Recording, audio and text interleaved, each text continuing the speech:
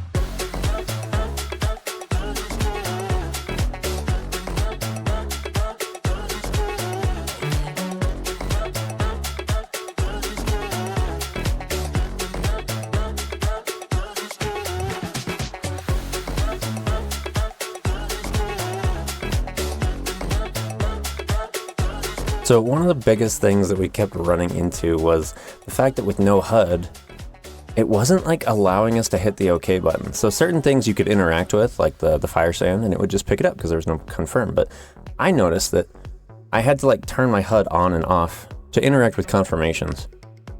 So yeah, sorry to break the immersion, but what else was I gonna do? Maybe one of these days I'll do just a full run from one perspective, no HUD, sounds on, and everything, just to kind of get the realist experience, all the sights, the sounds, and hopefully not the smells of combat in your face. I mean, you look at some of these bosses, and from these perspectives, they're just massive. And I say this every time, but imagine doing this for real. It would terrify me. It's pretty cool to see the projectiles and stuff going toward the boss.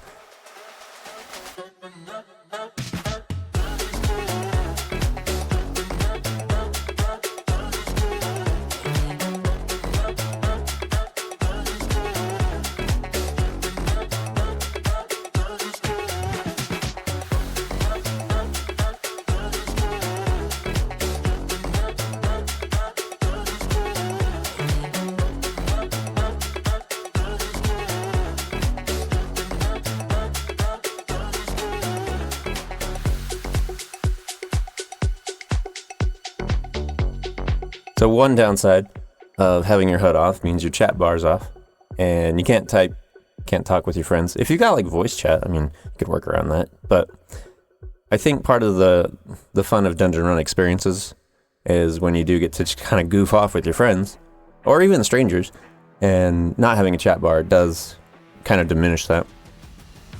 So what I will be working on is just kind of a cleaned up HUD option with the chat box, very minimal things that might be helpful to know. Like if I was playing Bard, I would want to know if I had, heavy shot and straight shot. It'd be a little ridiculous trying to play as Dancer, with the 50% procs and then just not having a clue which ones are what. So, I mean, it does depend on your class, what hotbars are going to be showing up and stuff. In terms of how this kind of challenge with No HUD plays, I'd say there are some pros and some cons. I think that one of the pros is that, you just don't have the information, which means you just kind of have to do your best. You have to kind of anticipate the damage is incoming and throw out a heal, even if it's overhealing. You're in the role of the healer. Or if you've pulled your mobs, you don't really know how fast your HP is falling, and you kind of get that tension factor. I mean, you use your mitigations, you trust your healer, but you never know. Am I about to die? It definitely takes any pressure off of DPS races if that's what you're worried about, because nobody can tell how well anyone is doing.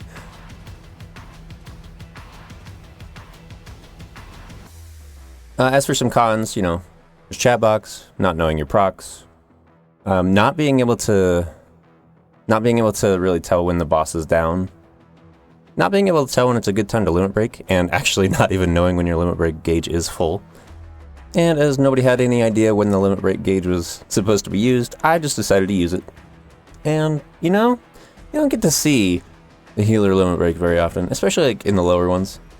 So if the final boss is going down, nobody's using it, go for it. It just looks cool. In later dungeons, you're going to have things like, gauges and stuff. You're not going to be able to tell if the gauge is full or not.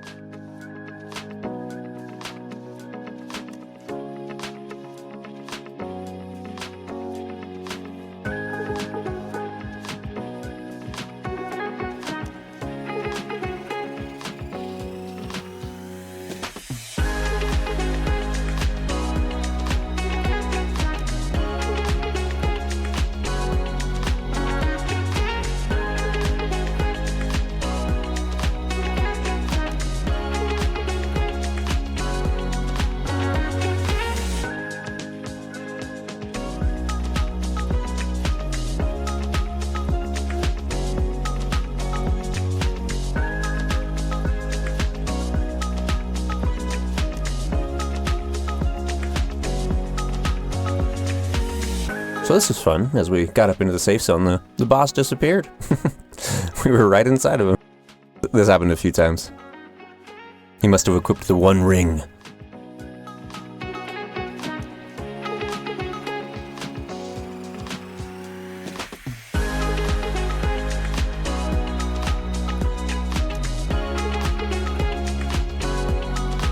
Halatali is next. That's another one where we have to deal with interactable objects, chain winches and stuff. And if you haven't seen the Halatali rework, this will be a good chance for you to see it. Nothing really changed with the mobs, but each of the bosses has been updated, and I think those are good changes. I was surprised the first time I did it. It's much more engaging now, and I think it's just a better teacher for future mechanics. The bosses are definitely a lot funner now.